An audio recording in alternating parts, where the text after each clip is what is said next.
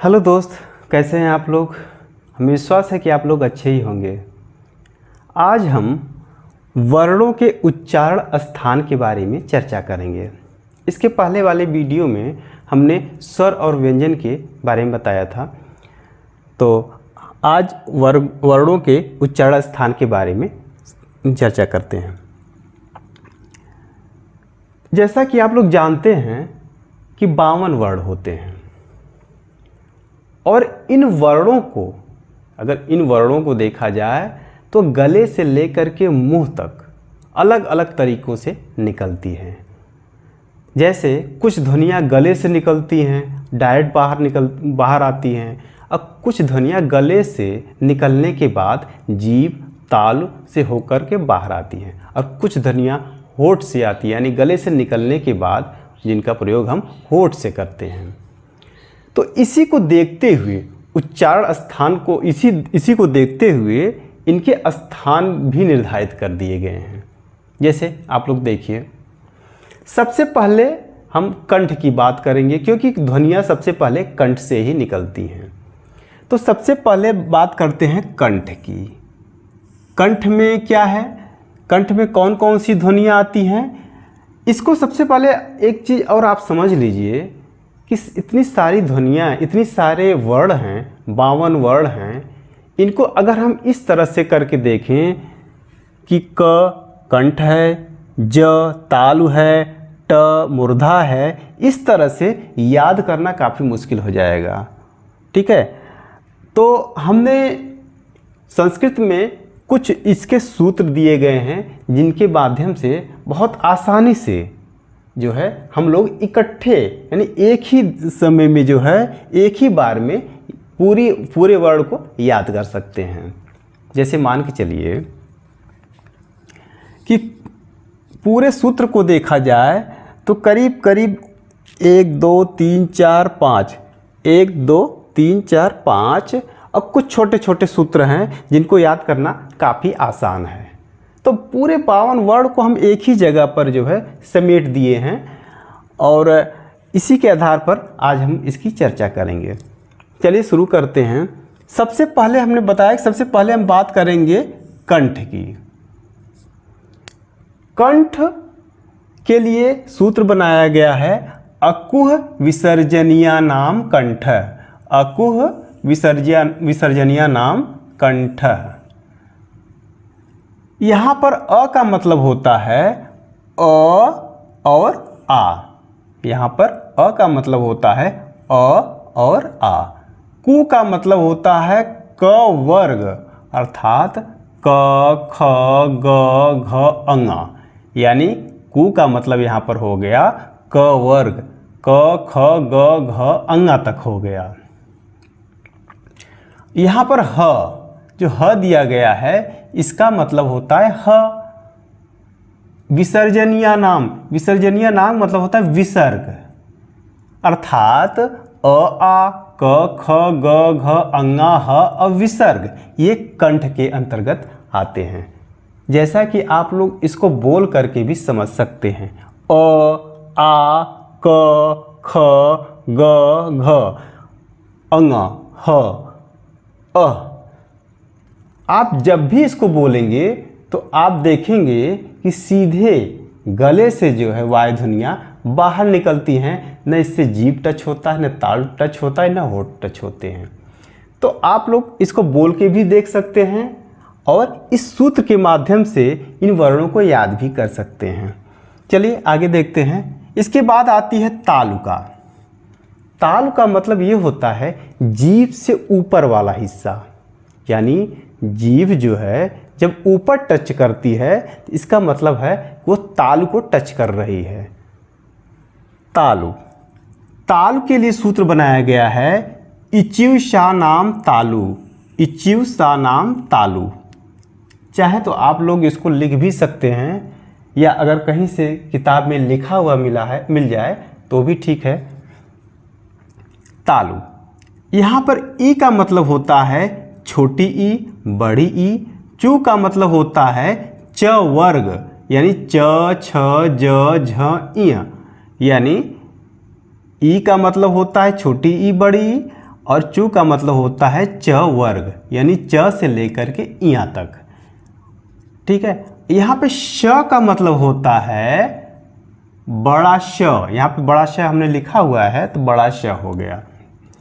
और इसके बाद ये तालु लिखा हुआ है, इसका मतलब है तालु है। अर्थात तालु के अंतर्गत जो है ई च छ ज झ इया और श आते हैं। अर्थात जब भी ध्वनियाँ निकलती हैं तो वह जो है कहीं न कहीं जीभ जो है ताल को टच करते हुए सीधे सीधे ध्वनियों को बाहर करता है। तो तालु वाला आप लोग समझ गए, इसको याद भी कर सकते हैं आसान से। ई चुईशा नाम तालु, ई का मतलब आप लोग समझ जाइएगा कि छोटी ई बड़ी हो गई। चू का मतलब होता है च वर्ग हो गया, ये ऐसे ही रख दिया गया है। बाकी शा ना यानी शा ना, इसको सूत्र को पूरा करने के लिए लिखा गया है, इसको पकड़ लीजिएगा निशा को, यानी जो है बड़ा शाह हो गया। ठीक है, तो इस तरह से हो गया तालु। इसके बाद आती है मूर्धा।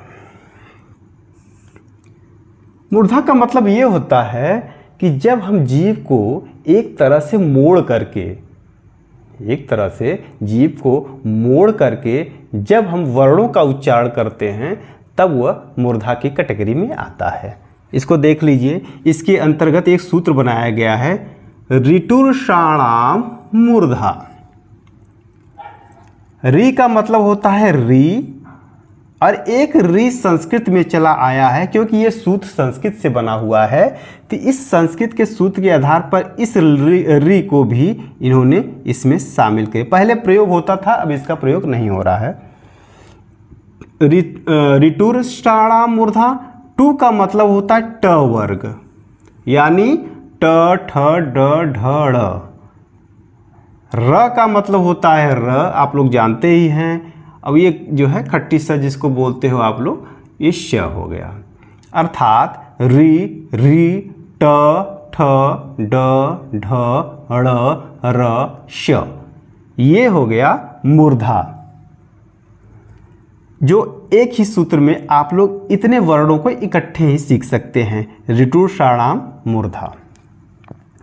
अब बात करते हैं दंत की। दंत का मतलब होता है जो दांत से टच होकर के निकले। जीभ जो है दांत से टच करके जो है वर्ण निकलती है, यानी वह वर्ण जो जीभ के द्वारा दांत को टच करते हुए बाहर आती है उसे हम दंत बोलते हैं। आप लोगों ने देखा होगा कि कुछ वृद्ध लोग जिनके दांत नहीं होते हैं, वो लोग इस वर्ण को नहीं बोल पाते हैं। अर्थात री त थ द ध न ल श, इसको लोग नहीं बोल पाते हैं। कारण ये है क्योंकि जीभ दांत को टच करता है। जब दांत ही नहीं रहेगा तो फिर टच करके ध्वनि ही नहीं निकल पाएगी ठीक से, तो वो वर्ण को जो है थोड़ा सा अलग हट के बोलते हैं। इसलिए दंत जो है इसका एक सूत्र, जो इसका सूत्र बनाया गया है, ऋतुर्षाणाम दंतः। अर्थात लृ का प्रयोग पहले संस्कृत में होता था, अब लृ का प्रयोग नहीं हो रहा है बल्कि ल का प्रयोग हो रहा है। त थ द ध न, यहाँ तू का मतलब होता है त वर्ग यानी न तक। इसके बाद ल का प्रयोग, ये ल लिखा हुआ यानी ल हो गया। सा नाम यानी शा को जो है सव हो गया। बाकी ना को जो है इसको इस सूत्र को पूरा करने के लिए लिखा गया है। तो ऋतुर्षा नाम दंत हो गया। इसके बाद आते हैं ओष्ठ की। इसके बाद ओष्ठ के आते हैं। ओष्ठ का मतलब आप लोग जानते हैं होठ, यानी कुछ वर्ड ऐसे होते हैं जिनको बोलने के लिए होठ की सहायता ली जाती है। वो कौन कौन से वर्ण हैं, सूत्र के माध्यम से आप लोग समझिए। उपध्मानीया नाम ओष्ठो, उपध्मानीया नाम ओष्ठो। अर्थात उ छोटा उ, बड़ा उ, प फ ब भ म। आप लोग इसको बोलेंगे तब भी समझ में आ जाएगा कि यह इसका प्रयोग होठ के माध्यम से किया जाता है। जैसे देखिए उ, जब भी हम बोलते हैं उ और उ, तब होठ एक गोल आकार ले लेता है तब जाकर के ये ध्वनियाँ लेती हैं। प, फ, ब, भ, म, ये भी यानी ऊ का मतलब यहाँ पर देखिए होता है छोटा ऊ बड़ा ऊ। पू का मतलब होता है प वर्ग, यानी प से लेकर के म तक, ठीक है, यहाँ तक। बाकी सब चीज़ें जो मिलाने के लिए कर दिया गया है, यानी सूत्र को पूरा करने के लिए कर दिया गया है। ऊ का मतलब छोटा ऊ बड़ा ऊ, पू का मतलब प वर्ग पूरा इसमें शामिल है। आप लोग बोलेंगे प यानी ऊ जो है इसको जो बोलते हैं ओठ गोल आकार ले लेता है। अब प, फ, ब, भ, म जब बोलते हैं तो प पूरा जो है प से लेकर म तक जो वर्ण हैं पूरे ओठ को सटा देते हैं, ठीक है। इस तरह से ओष्ठ तक हो गया। लेकिन कुछ चीज़ें यहाँ पर भी रह गई हैं जिसको आप लोग अच्छे से समझ लीजिए। ये जो सूत्र छोटे छोटे हमने लिखा हुआ है ये इसी से संबंधित है। अगर आप इसको ध्यान से देखेंगे तो ये आसानी से निकल जाएगा। देखिए कुछ वर्ण जो इसमें नहीं शामिल हो सके हैं इनको अलग से सूत्र के माध्यम से समझाया गया है। कंठ तालु, कुछ वर्ण ऐसे होते हैं जो कंठ और तालु से मिल करके बने होते हैं। यहाँ पर कंठ तालु का अलग अलग वर्णन किया गया है, लेकिन कुछ वर्ण होते हैं जो दो ध्वनियों से मिल करके अर्थात जो है मुंह से दो चीज़ों को मिला करके यानी जीभ ताल ओठ इस तरह से मिला करके बने हुए हैं। जैसे देखिए कंठ तालु, जैसे देखिए कंठ के अंतर्गत होता है, इसका एक सूत्र है ए दैतो कंठ तालु, ए दैतो कंठ तालु, यानी ए का मतलब हो, यहाँ पर सिर्फ ये सब पूरा करने के लिए लिखा गया है। यहाँ पे ए है ऐ है, कहने का मतलब ये है। अब इसको कंठ तालु क्यों कहा गया इसको आप लोग थोड़ा सा समझ लीजिए। देखिए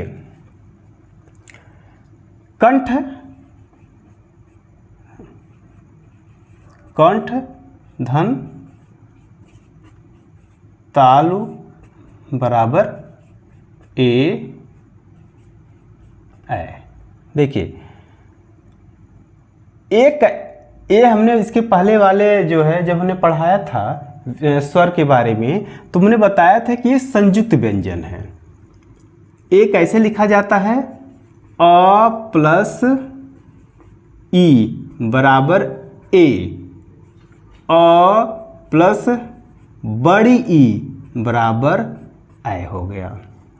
तो आप लोग देखिए अ किस में है, यहाँ पे देखिएगा आप लोग अ कंठ में है, तो अ को हम कह देते हैं कंठ में।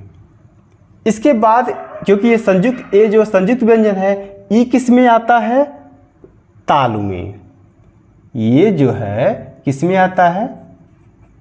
तालु, यानी इसीलिए इसको जो है कंठ तालु की कैटेगरी में रखा गया है।